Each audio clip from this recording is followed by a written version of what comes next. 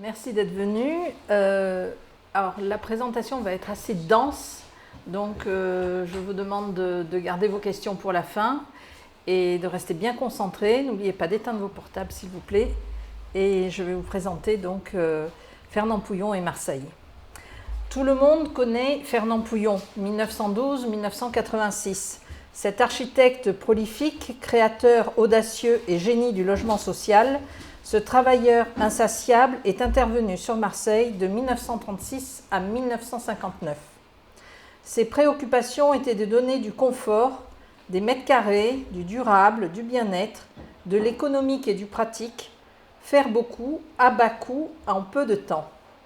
Il préfère la pierre au béton qui vieillit mal. N'oublions pas que nous sommes après-guerre, en période de pénurie. Il trouvera ces pierres d'ailleurs dans les carrières du Gard, alliant proximité et économie de transport. Il a réalisé une trentaine d'œuvres, dont des immeubles en commande privée, des immeubles et des écoles en commande publique, ainsi que des villas à titre privé que malheureusement je ne pourrai vous montrer par manque d'archives. Compte tenu de cette production importante, je vais m'attacher à vous montrer les bâtiments encore visibles aujourd'hui à Marseille par ordre chronologique afin de voir la progression de ces réalisations. Les dates que je vais vous indiquer sont celles des livraisons des bâtiments. Contrairement à ce que l'on pourrait penser, le premier édifice que Pouillon a réalisé n'est pas sur la rive nord du Vieux-Port, mais en face, pas très loin, sur la rive sud, je vous y emmène. Il s'agit du groupe Corderie, 1936, situé 25-27 avenue de la Corse, en face de la rampe Saint-Maurice. Associés avec Henri Anjouvin, ils réaliseront 4 immeubles de rapport dans notre centre-ville. Pouillon a 24 ans. Il s'agit de 2 immeubles mitoyens de 40 logements sur 7 étages. Les entrées sont traitées avec soin.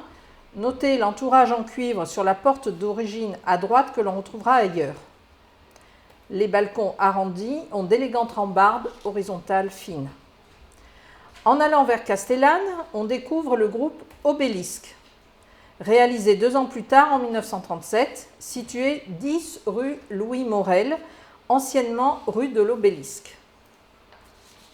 Âgé de 25 ans, Fernand Pouillon, toujours avec Henri Anjouvin, réalise ce superbe ensemble en retrait de la rue, composé de 2 immeubles mitoyens style art déco de 36 logements. L'enduit de couleur claire propre au quartier résidentiel couvre les 7 étages. Chaque immeuble a sa propre façade. On peut imaginer que chacun des architectes a personnalisé sa façade. À gauche, les beaux windows sont semi-circulaires. Quant à celui de droite, ils sont rectangulaires. Traversons la place Castellane pour nous rendre rue Mondovì, à l'angle du cours Gouffet. Au numéro 6, on a un immeuble d'angle de 18 logements sur 7 étages, réalisé en 1938, à l'âge de 26 ans, associé toujours avec Henri Anjouvin. On remarque tout de suite l'élégant arrondi du balcon en bout de façade qui se prolonge pour devenir rectiligne. Notez que les coffres de volets roulants sont dissimulés dans la dalle de béton juste au-dessus. Le travail sur la ferronnerie très transparente est dans la continuité des immeubles du groupe Obélisque que nous venons de voir. D'ailleurs, Pouillon pousse le chic à copier la ferronnerie de l'entrée sur la cage de l'ascenseur. Enfin, un petit clin d'œil. J'ai eu l'opportunité de pénétrer dans un de ces appartements et j'ai craqué pour la salle de bain d'origine, rose, avec son placard très haut et sa marche. Mais là où Pouillon s'est éclaté, c'est le truc métallique. Alors, je vais vous montrer avec la souris sur la photo de gauche. Vous voyez cette espèce de chose-là Eh bien alors, qu'est-ce que ça peut bien être? Je vais vous montrer. Il s'agit d'une plaque en métal représentant une femme un peu style Anne folle. Et lorsqu'on appuie dessus, ça pivote, ça fait pression, et on découvre un porte-savon ingénieux, pratique et subtil du Pouillon craché. Enfin, dans la cuisine, la fameuse hotte que nous retrouverons au building Canebière. Continuons. Immeuble Corderie, retour donc avenue de la Corse avec cet immeuble du 50 au 58 avenue de la Corse, situé entre le Saint-Georges et la caserne d'Aurel. On a 4 immeubles mitoyens qui ont été livrés en 1940 et qui correspondent aux anciens numéros 182 à 186, que vous pouvez voir ici, de l'ex-boulevard de la Corderie qui est devenu avenue de la Corse en 1971. Numérotation qui a été apposée au-dessus des portes. Un traitement des façades, que ce soit au niveau des fenêtres ou des loggias, est différent pour chaque cage. Et au numéro 54, au centre de l'ensemble résidentiel, on a une entrée de garage qu'on retrouvera d'ailleurs sur d'autres immeubles. Ta-da-da, l'hôtel Hubaut. Alors, en 1943, Pouillon a 31 ans, il crée son agence avec René Hégère, avec qui il sera associé jusqu'en 1953. Dans le quartier Belzunce, au 38 rue Longue des Capucins, à l'angle avec la rue Tubano, comme vous pouvez le voir sur le plan de droite, Pouillon choisit cet hôtel particulier et le réhabilite pour en faire son agence. Jean Lurçat, le célèbre tapissier, créateur de tapisserie plus exactement, le fréquenta. Le marchand Antoine Simon achète ce terrain, puis il commence à construire un premier hôtel entre 1670 et 1688 par l'architecte Pierre Chevalier de Soissons, avec un jardinet mitoyen de la Mission de France, qui donne un peu à l'arrière. Sa fille vend l'hôtel à Barthélemy Boyer, courtier royal en 1715. Victime malheureusement de la peste de 1720, Boyer décède. Son hôtel est acquis en 1721 par le docteur Jean-Joseph Michel, doyen du Collège des médecins. Ce n'est qu'en 1740 qu'il fait refaire la façade style Louis XV. Cet hôtel est caractéristique du petit hôtel bourgeois élégant et cossu de l'époque dans ce quartier. Ensuite, il y a eu divers négociants comme propriétaires, et on peut retenir que de 1767 à 1937, c'est la famille Hubaut qui sera propriétaire pendant 170 ans. Notamment Louis-Joseph Hubaut. Sur cet extrait des archives, on peut voir qu'il est propriétaire des numéros 28, 30, 32, 36 de la rue Longue. On peut supposer qu'il y a eu une renumérotation depuis, puisqu'il n'y a pas le 38. Je n'ai pas encore pu obtenir les détails qui me certifient qu'il y a bien le 38 à la place du 36 et vice-versa. Ces biens représentent 4 maisons, 2 jardins, une cour, un bassin, un cellier, sans oublier un lieu d'aisance, pour l'ensemble de toute cette numérotation. Il fait apposer ses initiales au centre du balcon. En vert, je vous ai redessiné le H de Hubaut et en rouge le L pour Louis. Il était bibliophile et bibliographe et son passe-temps favori était de retoquer les auteurs dans leurs livres lorsque ça lui semblait faux, erroné ou mal interprété. Il avait réuni à grands frais une collection de 3000 volumes avec des raretés du XVe et XVIe siècle. Il y avait également des reliures historiques et modernes de l'époque et des exemplaires tirés sur vélin.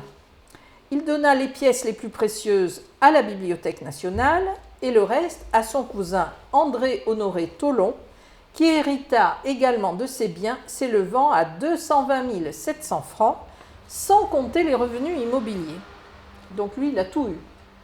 Les maisons, les biens, les revenus immobiliers, les livres, etc. Élu au fauteuil numéro 4 à l'Académie de Marseille en 1812, on parle toujours de ce monsieur Hubaut, il y fut trésorier de 1817 jusqu'à son décès à 94 ans. Il était également membre de l'Académie de Dijon et de l'Académie d'archéologie et de Belgique. À 74 ans, il participe à la 14e session du Congrès scientifique de France à Marseille du 1er au 10 septembre 1846. C'est quelqu'un d'assez actif malgré son âge.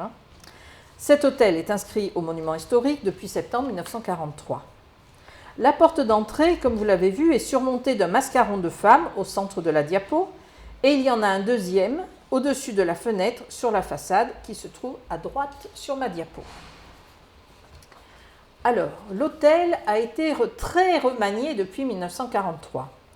Ici, voici sans doute le bureau principal de l'agence Hégère-Pouillon.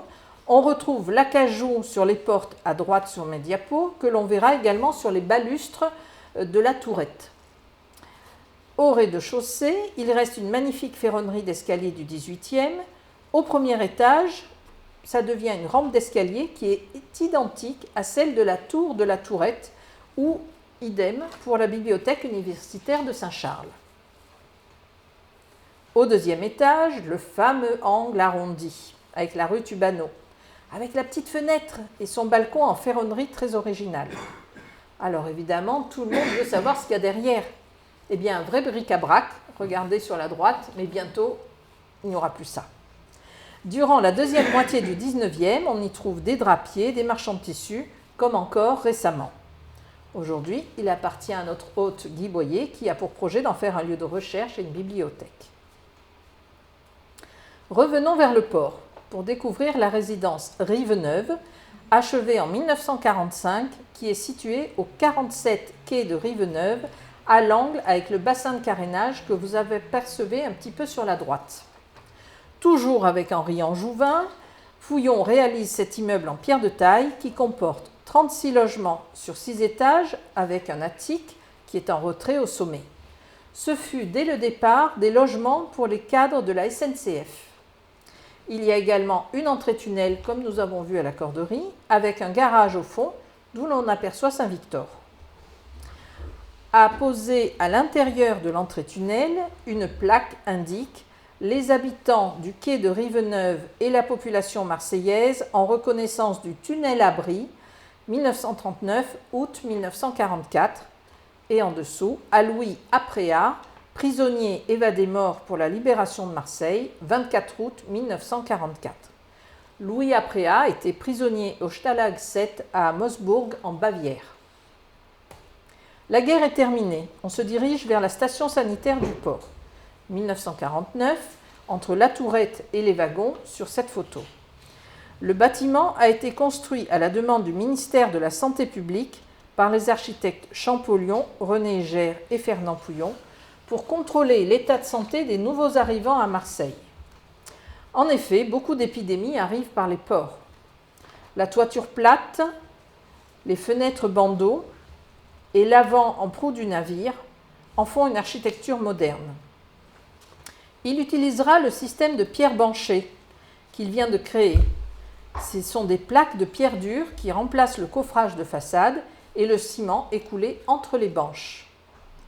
Les contraintes de la prophylaxie des épidémies, c'est-à-dire l'ensemble des mesures à prendre pour prévenir les épidémies, vont déterminer l'organisation de cet édifice, comme la séparation des entrants et des sortants. L'entrée se fait donc par l'ouest, côté mer. Le contrôle de sortie devient donc le plus éloigné possible des entrées, donc côté est. À l'étage, en raison de la pente, il donne donc de plein pied sur l'avenue Vaudoyer. Le protocole est très strict. À partir des entrées, s'effectue le dépôt des objets précieux et des bagages à main. On procède alors au déshabillage et à la désinfection des vêtements dans de grands autoclaves et étuves. Suit un passage en salle de douche. Puis la sortie se fait par un couloir chauffé pour le séchage et le rhabillage partiel ou complet. Ces premières opérations portent essentiellement sur la désinfection microbienne via les douches et les produits antiseptiques. À l'étage, une succession d'alcôves permet un dépistage ainsi que les opérations médicales de contrôle. Pour les cas les plus problématiques, en effet, une visite est prévue dans le bureau du médecin chef de centre. Un tri s'effectue avec une éventuelle évacuation vers un des hôpitaux de la ville pour traitement. Les aménagements intérieurs ont fait l'objet d'un soin extrême. Sol en pierre polie ou en grès, parois du hall sud en pierre dure, comptoir d'accueil décoré des faïences de pierre sourdive, comptoir de sortie en chêne, escalier sud très élégant, etc. À sa livraison, la station est un prototype sanitaire. Les installations techniques sont très remarquées. Le bâtiment s'inscrit dans la tradition médicale du contrôle sanitaire de Marseille. La ville a longtemps été à l'avant-garde dans ce domaine, notamment pour l'accès en métropole. Le label Patrimoine du XXe siècle a été attribué en 2000. En 1952, Hégère et Pouillon, qui a 40 ans, réalise un tour de force en créant l'extension de l'hôtel de police aux 2 rues Antoine Becker. La mission délicate était de faire une extension et une réhabilitation de ce palais épiscopal du XVIIe, l'archevêché, remanié au XVIIIe et XIXe, sans parler de l'église romane de la vieille Major juste à côté et la Major elle-même. L'extension se fait par un porche vertical. Il construit en surépaisseur en plaquant ses immenses colonnes carrées sur le bâti existant. En ajoutant un attique, cela lui permet de lisser les différences de hauteur des différents bâtiments. Les matériaux sont nobles, façade en pierre de Bourgogne semi-dure, châssis coulissant en bois, protection des baies par des grilles en fer forgé. Un bâtiment ressuscitera de ses cendres, c'est le building Canebière, à l'emplacement des nouvelles galeries qui brûlèrent en 1938. Au 73 La Canebière en 1952. Voici donc une photo de 1951 en pleine construction. Cet immeuble de 10 étages a été réalisé par les architectes Hégère, Pouillon et Sourdeau. Labellisé patrimoine du XXe siècle, seuls les 2 premiers étages différents des autres sont des bureaux où se trouvait l'agence Hégère-Pouillon. L'ensemble est composé de 2 immeubles reliés entre eux. Le Canebière, donc côté Canebière, et le Tubano, comme dirait l'autre, côté rue Tubano, puisque à l'arrière, on a un accès sur la rue Tubano. Regardez bien tous les points noirs sur ce schéma. C'est l'emplacement des poteaux cylindriques de l'immeuble. Mais pourquoi y a-t-il autant de poteaux dans les appartements ? Au départ, la structure voulue devait être tout en acier. Mais le ministre de la Reconstruction, René Coty, en juillet 1948, trouve la dépense beaucoup trop coûteuse. Du coup, la structure devient une structure poteau-dalle en béton armé. Le projet en est touché. Là où les architectes voyaient une structure fine, ils se retrouvent avec des poteaux de 50 à 70 cm de diamètre. Les architectes retentent le coup de l'acier avec le nouveau ministre du MRU, Eugène Claudius Petit, en septembre 1948, mais refus à nouveau. Avec la crise du logement au sortir de la guerre, la ville met en place un grand plan d'urbanisation déclaré d'utilité publique pour la construction de 10 000 logements. La loi foncière de 1953 rend à cette fin l'expropriation possible. Et donc, les bureaux du building Canebière se transforment en logements. La parcelle est traversante. On a un alignement sobre sur la Canebière en opposition au gradin sur la rue Tubano façon Henri Sauvage, l'architecte spécialiste des immeubles gradins à Paris. Les 2 bâtiments sont reliés par un corps central où se trouvent les ascenseurs. De ce corps central, au passage, regardez la taille des halls à droite. De ce corps central se dégagent 2 cours en forme de fer à cheval, à l'est et à l'ouest, afin d'apporter de la lumière naturelle dans les appartements. Voici un store d'origine en bois, contrairement à celui qui est juste à gauche, qui se relève à l'italienne, ainsi que la fenêtre de la cage d'escalier, le tout vu depuis l'intérieur d'une cour. Des brises soleil verticaux d'une épaisseur maximale de 7 cm sont mis en place sur la façade Canebière. La rue Galerie, au rez-de-chaussée, communique avec 3 accès de l'immeuble. Côté Canebière, côté rue Vincent-Scotto et côté rue Tubano. Les sols en pierre sont traités en opus incertum. C'est une technique par laquelle des dalles de dimensions et de formes différentes sont posées de manière aléatoire sur le sol. Les parties communes sont immenses car au départ, n'oublions pas, il devait y avoir foule d'employés. La hauteur de la galerie est de 7 mètres et les halls sont gigantesques. Pour votre information, cette galerie est tout à fait ouverte au public. On rentre d'un côté et on ressort de l'autre et vous pourrez apprécier quelques photos des réalisations de Pouillon sur les murs. Dans la galerie côté Vincent Scotto, on trouve la trace du 1% dédié à l'art sous la forme de cette sculpture anonyme. Au premier étage, voici la loge d'origine du concierge où les visiteurs se faisaient annoncer pour que les résidents viennent les chercher comme aux États-Unis, d'où le nom Building Canebière. Au 8e étage, Pouillon s'était réservé un petit appartement, mais on n'en dira pas plus. C'est sa vie privée. Enfin, dans certains appartements, on trouve encore les installations d'origine, à savoir les fameux placards à glissière en bois, très pratiques, avec cette poignée verticale légèrement enflée dans le bas. Je vais vous montrer. Donc, la photo de gauche, vous voyez le placard de face. La photo du centre, vous voyez de profil. Et en effet, vous voyez ici, c'est légèrement plus large que dans la partie haute. Enfin, à droite, les sols d'origine qui sont soit en parquet, soit en petit carrelage pour les pièces humides. Venons-en à la cuisine. Qu'est-ce qu'on retrouve? La fameuse hotte de la rue Mondovì. Et puis les carreaux jaune pâle qui sont arrondis sur la partie supérieure.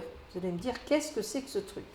Eh bien, dans le haut du carrelage, au lieu d'avoir quelque chose de tout droit et de coupant, le carreau était moulé arrondi.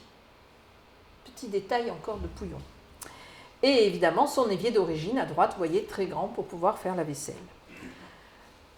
Voici une des vues depuis le toit. Donc, de gauche à droite, on démarre plutôt au centre, ici avec le pharaon, la tour La Bourdette, la tourette et l'église des Accoules.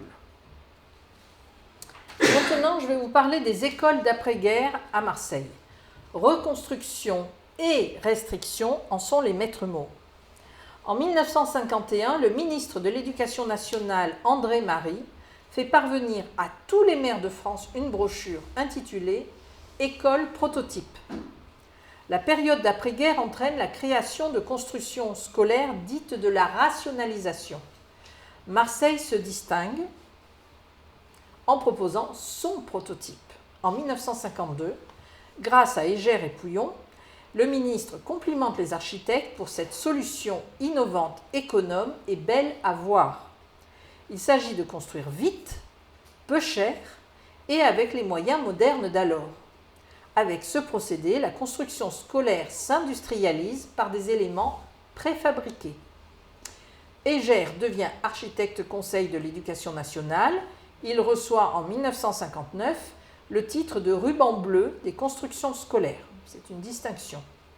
En 6 ans, de 1952 à 1958, il y aura 96 écoles neuves et 8 extensions importantes qui seront construites sur Marseille.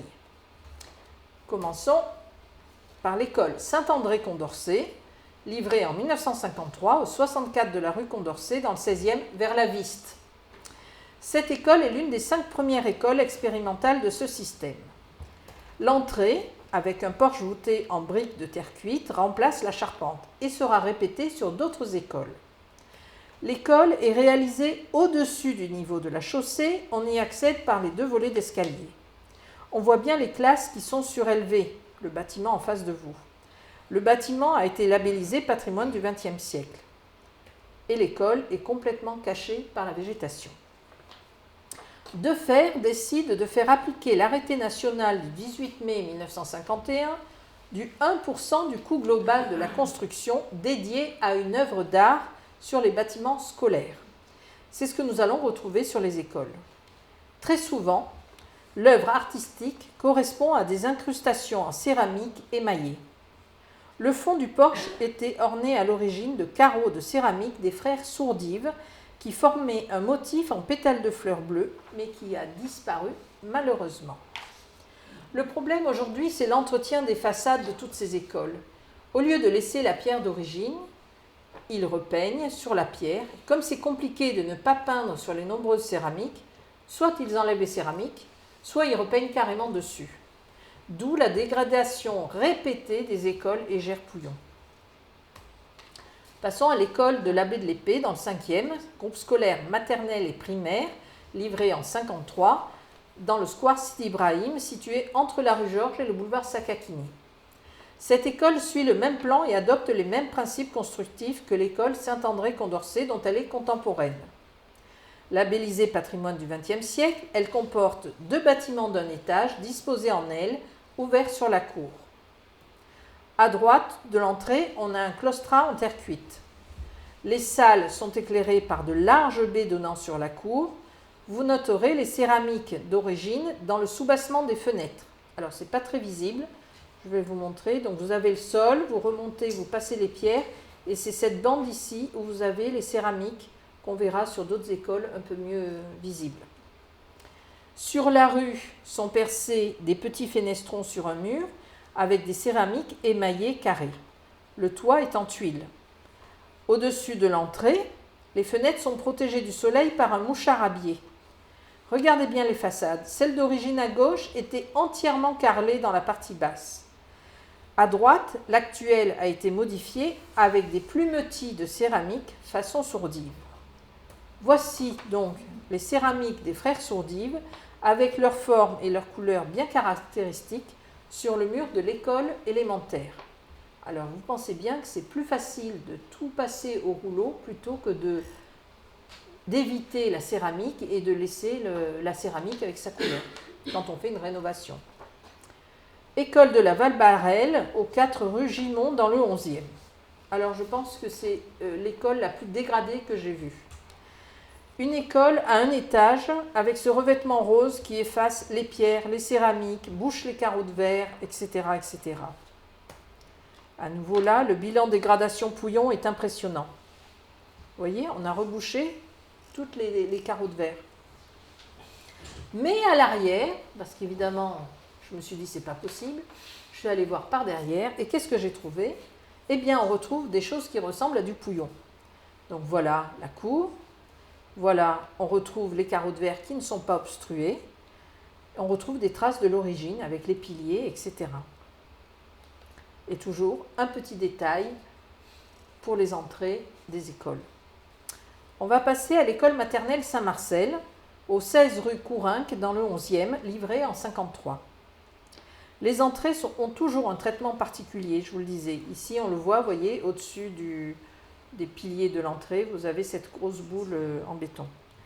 À travers le portail, parce qu'évidemment, ce n'est pas très pratique, vous voyez comme il est bien obstrué, le portail, j'ai pu apercevoir les céramiques Sourdive qui semblent encore présentes dans les soubassements des fenêtres.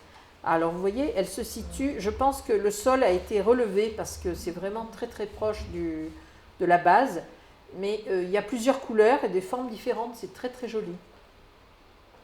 L'école Saint-Henri dans le 15e, au 95 rue Rabelais, livrée en 1953 également. Ici, on retrouve les standards d'Égère et Pouillon très facilement, à savoir le toit en tuiles, avec les fenestrons carrés sur l'extérieur. Vous avez remarqué, c'est toujours des petites fenêtres à l'extérieur et des grandes baies vitrées à l'intérieur de la cour. Donc, les colonnes en pierre avec donc, les larges baies vitrées côté cour, et puis les caissons en terre cuite et les céramiques. L'école Saint-Charles, dans le 3e, livrée en 1953, au 49 rue Lucien Romer. Cette école est située derrière la bibliothèque Saint-Charles, sur laquelle Pouillon travaille déjà depuis 1948. Là, il la livre en 1953, cette école. Et aussi située derrière le Racati, qui vient d'être livré un an avant par l'architecte Marcuccini. On retrouve le plan habituel à un étage, avec les pilastres qui servent de préau, le toit en tuiles, les larges baies vitrées, etc., etc. La tourette, enfin nous y voilà. Donc vous voyez tout ce que Pouillon a fait avant de livrer la tourette. Donc la tourette, c'est le groupe 8 de la reconstruction du Vieux-Port. C'est l'œuvre magistrale que Pouillon a livrée en 1953. Rappel historique très rapide parce que je sais que vous êtes tous au courant. En 1943, le quartier de la rive nord du port est dynamité, 20 000 personnes évacuées, 2 000 appartements détruits sur 14 hectares. À la Libération, le ministère de la Reconstruction et de l'Urbanisme, le MRU, est créé pour prendre en charge la reconstruction de la France sinistrée par la guerre. Sur tout le territoire, les zones urbanisées ont été détruites, les usines, les bâtiments publics, les habitations, les gares, les ponts, tout est à reconstruire. L'action du MRU s'articule autour de 3 fonctions principales. La prise en charge des travaux des chantiers préliminaires, notamment le déminage et le déblaiement suite au bombardement. Deuxièmement, l'indemnisation des sinistrés, gérée par le Commissariat général des dommages de guerre. il fallait reloger les propriétaires qui avaient perdu leurs biens. Enfin, l'établissement des plans d'aménagement et l'organisation de la reconstruction. Vous imaginez 14 hectares détruits, par où commencer? À Marseille, 20 architectes vont reconstruire la ville autour du Vieux-Port. Ce sont les architectes de la reconstruction. Remaniement sans fin après Expert et Lecomte, les architectes du début de la reconstruction, Pouillon se voit confier le fameux groupe 8 situé entre la Major et le Mucem grâce à ses plans ingénieux. Alors voici l'état de la tourette au début des travaux avec en vert l'église Saint-Laurent, toute seule au milieu du no man's land. Alors c'est quoi la tourette? Parce qu'on dit la tourette mais on ne sait jamais trop bien. C'est deux tranches d'opération. Vous avez d'abord la tranche 1 en vert, c'est la grande barre de 8 étages côté Mucem. Ensuite, vous avez la tranche bleue, la numéro 2, où vous avez deux petits immeubles de 3 étages côté Vieux-Port et la fameuse tour de 15 étages rue Saint-Thomé, dont l'entrée se trouve en contrebas, puisque quand on vient du Vieux-Port et qu'on va vers l'église Saint-Laurent, on monte. Donc, il y a un décalage. La tranche 1 est finie. Vous voyez que la barre est construite.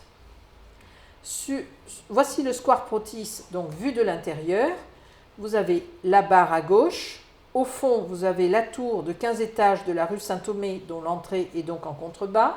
Et puis les deux petits immeubles de 3 étages à droite, séparés par une travée escalier. Et dans mon dos, j'avais l'église Saint-Laurent. Pour vous repérer le square Protis. Donc au total, on a 260 logements, des commerces et des parkings sous forme de galeries. Dans le contexte d'après-guerre, de pénurie de matériaux, c'est la première fois qu'un architecte est à la fois organisateur, financier, ingénieur, inventeur et artiste. Pouillon crée son bureau de coordination de chantier ainsi que le groupement solidaire des entreprises et étudie dans les moindres détails tous les coûts de réalisation. C'est ainsi qu'il parvient à faire une opération aux prestations de qualité à un coût réduit. Pouillon utilisera la pierre banchée sur la tranche 1, qui est la barre, qui sera donc recouverte de pierre de Bourgogne, légèrement rosée, puisque je vous ai expliqué, la pierre banchée, on met des pierres à l'extérieur et au milieu, on coule le béton. Sur la tranche 2, c'est la tour Thomé et les deux petits immeubles, il choisit la pierre taillée. Il mettra une poutre en chêne tout en haut de chaque bâtiment de la tourette, une vraie grosse poutre. Des passerelles entre bâtiments sont créées. Il invente la gaine technique. Pour la première fois, était prévue une gaine complète, alimentant et évacuant la salle de bain, la buanderie, la cuisine, les eaux pluviales, le gaz et le vidoir. Idem pour l'isolation phonique entre appartements, il insère des métrages de tissu épais en vagues ondulées entre les cloisons. Et bien sûr, il a créé la fameuse espagnolette anti-Mistral pour bloquer les fenêtres tout en permettant à l'air de rentrer. Donc ça, il l'a complètement imaginé. Très astucieux, très efficace. Quand vous êtes en haut de la tour face au Mucem, que vous avez un Mistral à décorner des bœufs, je peux vous dire que votre espagnolette, elle ne bouge pas. Chaque détail est réfléchi et pensé. Pouillon fera aussi appel à de nombreux artistes, sculpteurs, céramistes et menuisiers pour les entrées, avec les fameuses sculptures en céramique de style précolombien de Jean Amado, encadrées de pavés de verre, et son perron en pierre. Au sol, un opus incertum que l'on a déjà vu au building Canebière. Il en a même mis sur les murs. Une autre entrée, celle de la tour de la rue Thomé, avec les céramiques multicolores des frères Sourdive. C'est absolument magnifique. Vous noterez que les boîtes aux lettres de la tour Thomé, qui sont à gauche, sont identiques à celles de l'hôtel Hubo à droite. Mais oui, mais oui. Qui ont été restaurés. Voilà, vous avez le fameux mot. Le moucharabier géant des frères Sourdive, amis d'enfance de Pouillon, apparaît en haut de l'escalier qui sépare les deux petits immeubles dont je vous ai parlé. Il est en céramique émaillée. Ici, il est recouvert d'un voile de protection.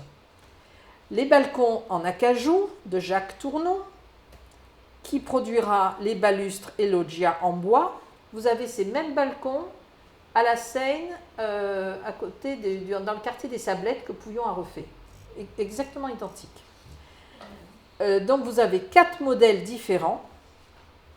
Voici donc les modèles des balustres.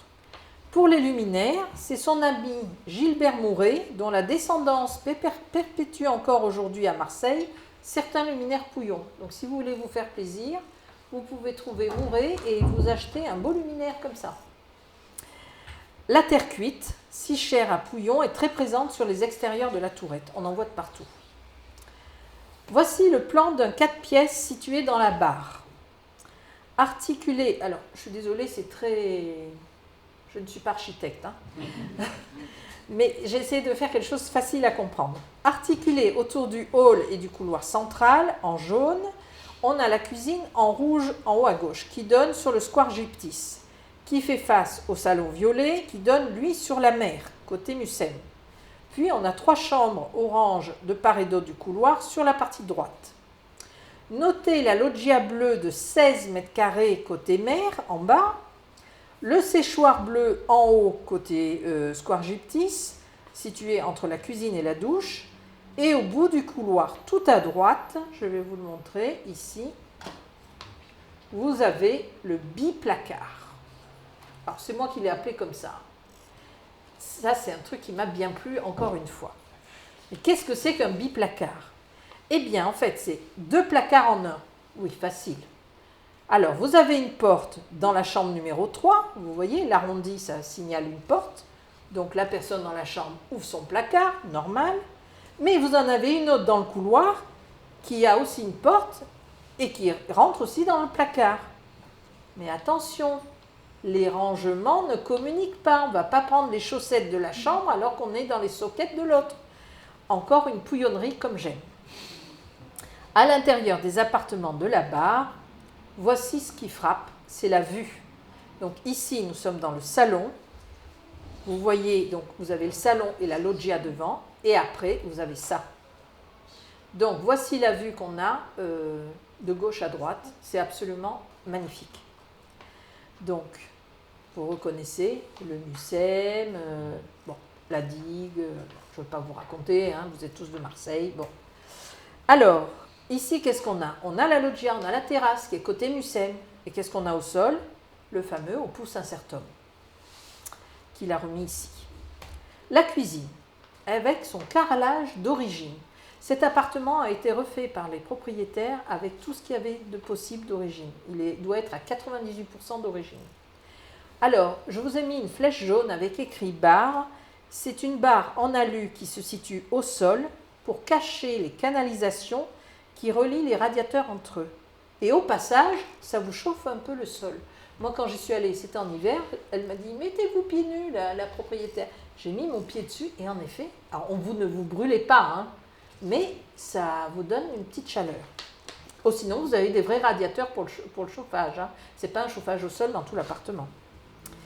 Ensuite, on a la loggia qui comprend un séchoir au plafond d'origine. À droite, vous avez une console qui se trouve au-dessus du radiateur. On dirait qu'elle sort du mur. Avec une étagère, vous allez me dire, bah oui, on voit. Et puis oui, il y a du bois. Non, non, ce n'est pas du bois, c'est de la pierre qui a été posée au-dessus, qui est plus foncée. La livraison de la tourette a eu lieu presque en même temps que l'unité d'habitation de Le Corbusier. Elle est livrée avec un appartement témoin qui était équipé de mobilier issu des ateliers de Jean Prouvé. Et Pouillon a dit « Je ne pouvais pas ressembler à Le Corbusier. Lui fut un inventeur, moi je suis un continuateur. » À partir de cette réussite, il intégrera à tous ses projets son fameux bureau de coordination dont il vient d'inventer le principe et avec lequel aujourd'hui se conçoit toute réalisation architecturale.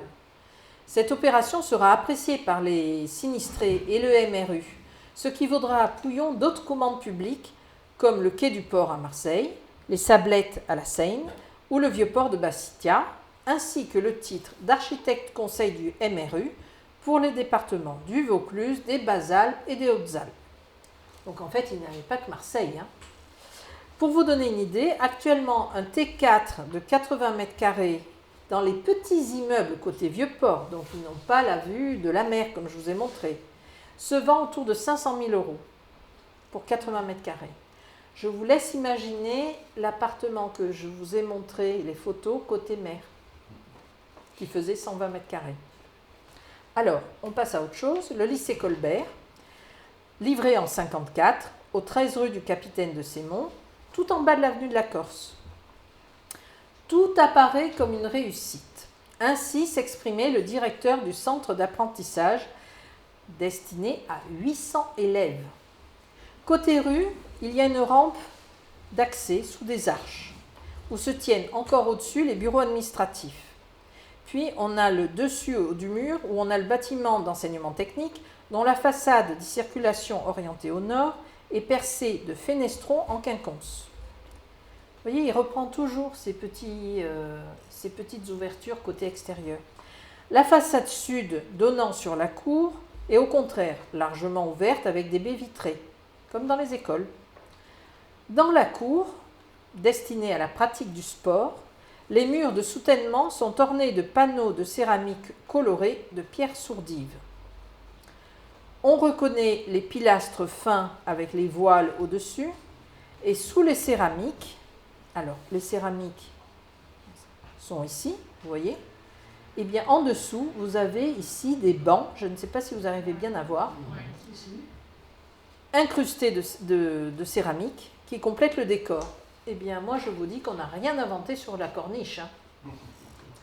Dans les années 1990, ce lycée a fait l'objet d'une rénovation des espaces intérieurs, réalisée par les architectes Poissonnier et Ferrand.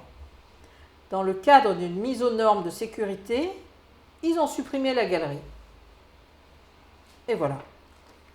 En 2006, le parement de pierre rosée de Lyon qui ornait la façade sur rue a dû être entièrement déposé en raison de son instabilité. En 2018, au prétexte que des céramiques étaient tombées, le proviseur a fait jouer le principe de précaution à sa façon. Sans prévenir personne, il a envoyé des ouvriers casser l'œuvre en céramique de Philippe Sourdive sur le mur intérieur côté rue Charras.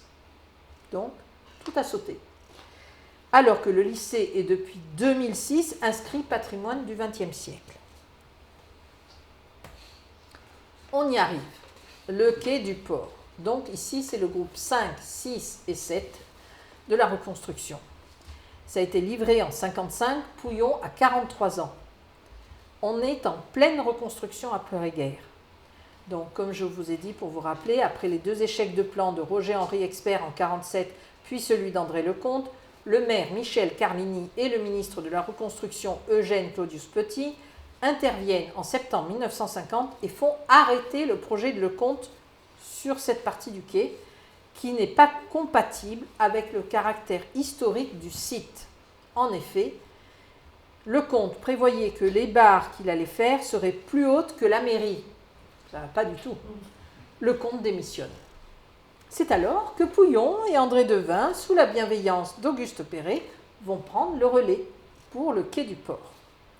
Dans sa jeunesse, Pouillon et son meilleur ami, le céramiste Philippe Sourdive, aimaient par-dessus tout braver l'interdit, c'est-à-dire escalader la charpente de fer du pont transbordeur et depuis le tablier contempler le paysage du port.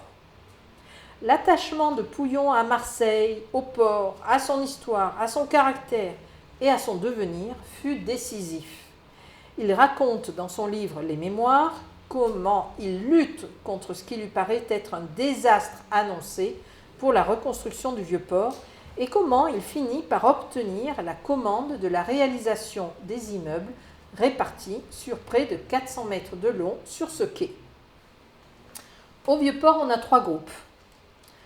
De gauche à droite, le 5 qui est le premier immeuble situé à l'angle avec la rue Saint-Jean, qui a 3 étages seulement, mais c'est André Devin qui s'en occupe. Le groupe 6, ce sont les 4 immeubles suivants jusqu'à la mairie, et le groupe 7, c'est l'immeuble à droite de la mairie, soit un total de 185 logements. Je vais vous parler des groupes 6 et 7.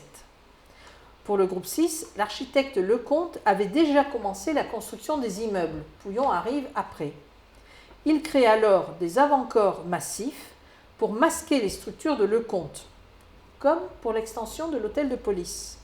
Et il place des arcades en dessous. Il ajoute un attique creux en haut pour alléger l'ensemble, et les murs pignons ont donc 4 travées. Il crée des ouvertures à travers les barres avec des vues, des perspectives vers le port, Saint-Victor, Notre-Dame-de-la-Garde. Tous les logements sont traversants. Les caves au sous-sol sont souvent inondées. Les entrées des immeubles se font rue de la Loge, à l'arrière, aucune sur le quai. Au centre du logement se trouve la salle de bain et les rangements. Côté port, le séjour et la chambre ouvrent tous deux sur la loggia et les arches communiquent sur la loggia d'un même appartement. Pouillon nous fait un joli clin d'œil régionaliste avec sa pomme de pin sur la ferronnerie du balcon. Notez d'ailleurs les céramiques émaillées de sourdive à droite et à gauche de la ferronnerie. Je vous ai fait des petites flèches pour que vous voyez mieux. Pour le groupe 7, celui qui se situe à droite de la mairie, Pouillon démarre le chantier au sol. Il n'y a pas de construction existante pour ce groupe. Il reprend les mêmes standards, mais par exemple, il modifie le nombre de travées. Il en fait une en moins pour l'alignement avec le quai. Les entrées, elles, se font sur le quai, pas à l'arrière, contrairement au groupe précédent. Regardez la qualité des poignées d'entrée à droite sur la photo. Toutes les galeries commerciales ont un plafond de caisson en terre cuite orange, comme l'attique et la loggia. Voici la façade du groupe 7. L'étage sur le toit, ici, là, ce petit pointillé blanc que je reprends là dans la photo en haut à droite, en fait, correspond aux chambres de bonne. Il y en a une par logement et elle sert souvent de grenier. Parce que Pouillon, ayant vu que les caves s'inondaient dans les immeubles ex-Lecomte, il s'est dit, pour celui-là, comme je le construis moi-même entièrement, je ne vais pas faire de cave pour éviter les inondations. Mais par souci du confort, il voulait que les gens aient quand même une pièce pour ranger, une cave ou un grenier. Donc il a créé ces chambres de bonne qui en fait ont servi beaucoup plus, on dit les habitants, à ranger plutôt qu'à avoir une bonne. Alors, on a aux angles, vous avez les T4 qui font 120 mètres carrés. Il y a également des T3 et des studios qui font 40 mètres carrés dans ce bâtiment. Côté rue de la Loge, à l'arrière de l'immeuble, se trouve le hall d'entrée et une chambre. Derrière le claustrat en terre cuite, on a la cage d'escalier. Et la cuisine se trouve derrière la fenêtre à meneaux et le claustrat. On a vu l'espagnolette anti-Mistral à la Tourette. Au Vieux-Port, eh bien, ce sont les crève-monnes. Elles ne conviennent pas à Pouillon, il n'arrive pas à en trouver des biens. Il invente un système à cardan pour bloquer les baies en bois d'acajou. Les façades sont en pierre blonde du pont du Gard, issu de la carrière d'Armand Pellier. C'est un architecte statuaire installé à Nîmes qui devient carrier à Vers dans le Gard. Carrière qui alimentait pendant l'Antiquité tous les grands chantiers d'ailleurs. Pour la première fois en France, les appartements étaient livrés entièrement finis avec cuisinière, meubles conditionnés et tous les appareils pour 17 000 francs le mètre carré dans cet immeuble de grand luxe. Le 16 décembre 1993, un arrêté a inscrit tout l'extérieur du groupe 7 au titre des monuments historiques. Alors c'est bien et pas bien, parce que extérieurement parlant, vous ne pouvez rien modifier. Mais à l'intérieur, malheureusement, il y a des personnes qui défigurent complètement. J'ai rencontré une dame qui, je lui posais la question si son appartement avait été modifié depuis le début. « Ah ben oui, parce que vous savez, Pouillon, c'était pas confortable. Hein. J'ai tout fait refaire, j'ai tout cassé les murs, j'ai tout enlevé. » Alors je dis « Ah bon ?» Elle me dit « Pourquoi ça vous paraît bizarre ?» Je dis ben, « Vous savez, un immeuble qui est encore d'origine avec les traces de l'architecte, etc., a plus de valeur. » C'est une anecdote. Hein. À ce moment-là, arrive un monsieur et cette dame lui dit « Ah ben regarde, il paraît qu'il ne fallait pas enlever les trucs, ça n'a plus de valeur et tout. » Et le monsieur, il dit « Ah ben alors c'est pour ça que le banquier et le pharmacien, ils n'ont rien changé, ils habitent dans du vieux. » Bon, je n'ai pas plus commenté, je suis repartie. Cette immense façade de 400 mètres de long sur le quai, comprenant donc les deux groupes, associe deux faces de la ville. Le côté balnéaire, le côté urbain, le côté austère, le côté plaisant, le massif, le charme des détails. Bref, c'est une totale réussite pouillonnaise. Nous reprenons le chemin des écoles, toujours en 55, pour aller à l'école des Fabrettes.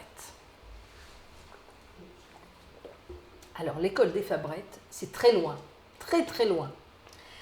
Plus exactement, je dirais Notre-Dame limite les Fabrettes, livré en 55, chemin de Mimé. Mais où est-ce que c'est ça, chemin de Mimé dans le 15e? C'est exactement de l'autre côté de l'hôpital Nord. Alors, vous avez l'hôpital Nord, vous avez l'autoroute et ensuite vous avez l'école des Fabrettes. Elle se trouve donc de l'autre côté de l'autoroute, mais on n'entend rien, hein, elle est au milieu de végétation, etc. Là, vous voyez la grande cour. Et là, vous voyez les céramiques sur le mur extérieur de l'entrée qui ont été refaites. En haut à gauche, vous avez 3 originaux et les autres sont des mosaïques récentes. Donc, on peut dire que la rénovation a respecté ce qui avait été précédemment. La terre cuite est extrêmement présente sur ce site. On a les fenestrons, les toits en tuiles. C'est une très très grande école, hein.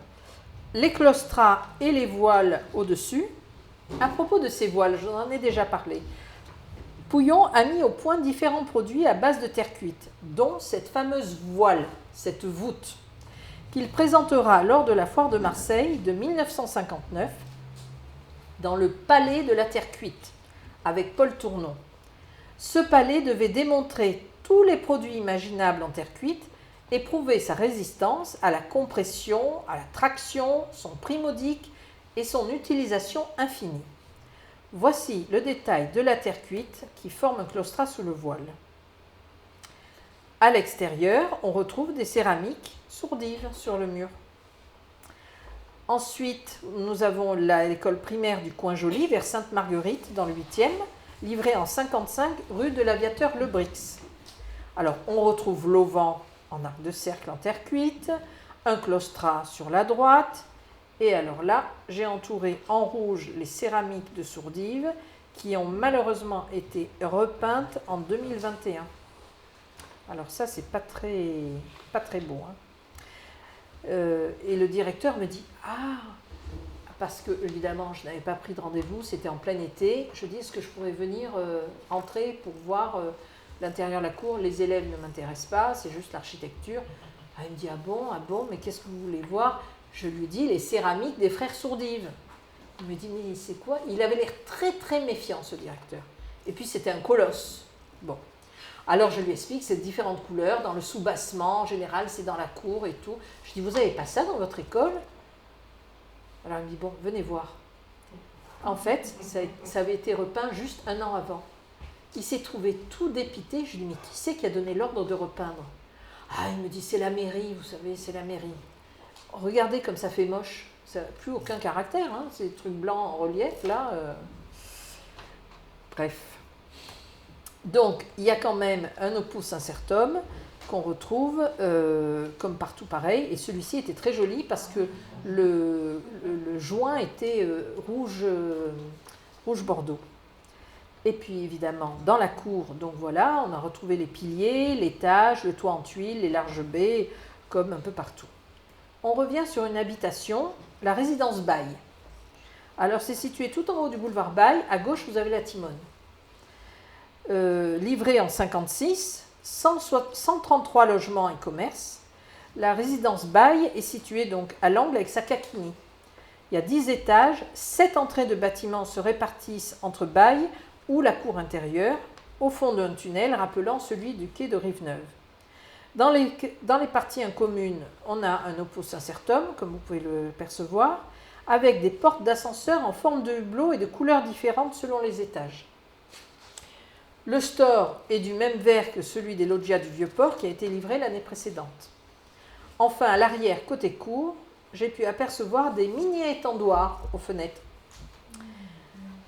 En 1958, après 8 ans de travaux, émerge la bibliothèque universitaire Saint-Charles, qu'on peut apercevoir de la gare. C'est du Pouillon. Elle est située entre la gare et le Racati sur un ancien cimetière. Pouillon a 46 ans. À l'origine, c'était une bibliothèque centrale de prêt et également bibliothèque universitaire.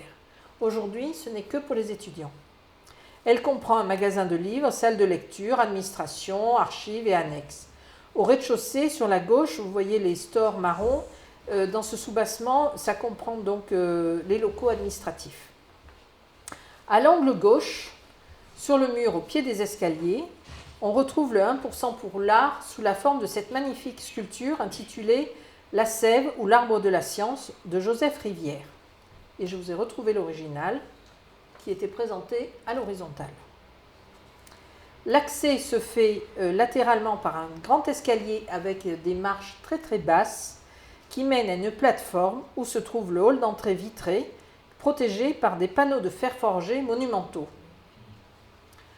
Pouillon a créé également un lanterneau géant en cuivre qui permet à la lumière d'éclairer la salle de lecture qui se trouve juste en dessous. Cette bibliothèque est très très très lumineuse. Ils n'ont quasiment pas de notes d'électricité. La galerie péristyle est au premier étage. Derrière les piliers se cachent donc les immenses baies vitrées de la salle de lecture. Remarquez le plafond à caissons identique aux galeries commerciales et aux terrasses du Vieux-Port. À l'intérieur, la toiture, ici en cours de travaux d'étanchéité, on peut voir la charpente métallique d'origine qui sera recouverte par un faux plafond. La salle est donc très lumineuse avec le lanterneau supérieur et les larges baies vitrées. Voici le magasin à livres, sur 4 niveaux, situé à l'arrière du péristyle. La partie supérieure verte, en haut à gauche, est en cuivre. À droite, vous pouvez remarquer la céramique bleue émaillée autour des vitres qui sont opaques volontairement pour protéger les livres de la lumière.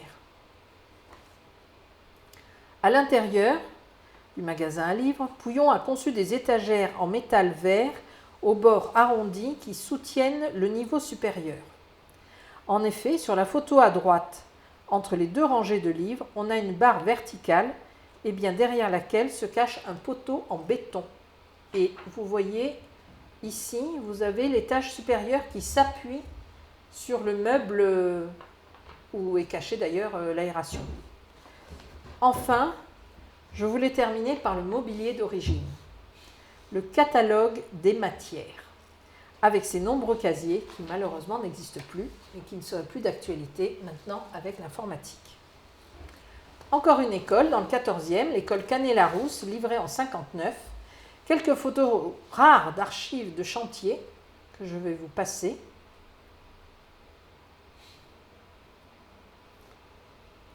À nouveau, cette école reprend les standards, le toit en tuiles, les fenestrons.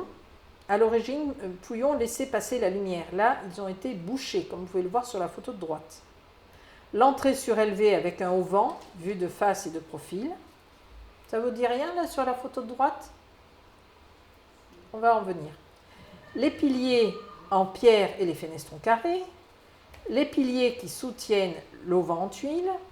Là, Pouillon, il a fait un petit clin d'œil. Il a inversé le design des poignées du placard du building Canebière. Vous voyez, c'est large en haut et 3 en bas, mais c'est exactement le même design. Toujours la réutilisation, le réemploi, etc. Bref, cette école a clairement subi une rénovation qui annihile la conception de Pouillon en obstruant les carreaux de verre. Ce n'était pas du tout ce que Pouillon voulait. Je me suis efforcée de vous faire découvrir les éléments de construction de Pouillon dans Marseille. J'espère que vous pourrez maintenant aisément les reconnaître. Je vous recommande les 2 livres écrits par Pouillon pour mieux le découvrir et comprendre sa vision de l'architecture. On n'est jamais mieux servi que par soi-même. Vous avez Les Pierres sauvages, écrit en 1964. Ce roman se présente comme le journal du maître d'œuvre qui, au XIIe siècle, édifia l'abbaye du Toronnet, abbaye cistercienne. Et jour après jour, nous voyons ce moine constructeur décrire tout ce qui lui arrive. Et à droite, les mémoires d'un architecte écrit en 1968. Sa réussite a été sensationnelle. Il a couvert des chantiers en France, en Algérie, en Iran. Et puis finalement, il y a eu l'affaire du CNL qu'il a plaqué au sol. Livré par la presse en pâture à l'opinion publique, il va écrire toute sa vie en prison.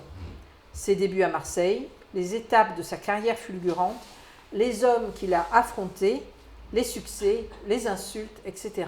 C'est absolument très intéressant, on peut même le lire plusieurs fois, parce que ce livre est très très riche.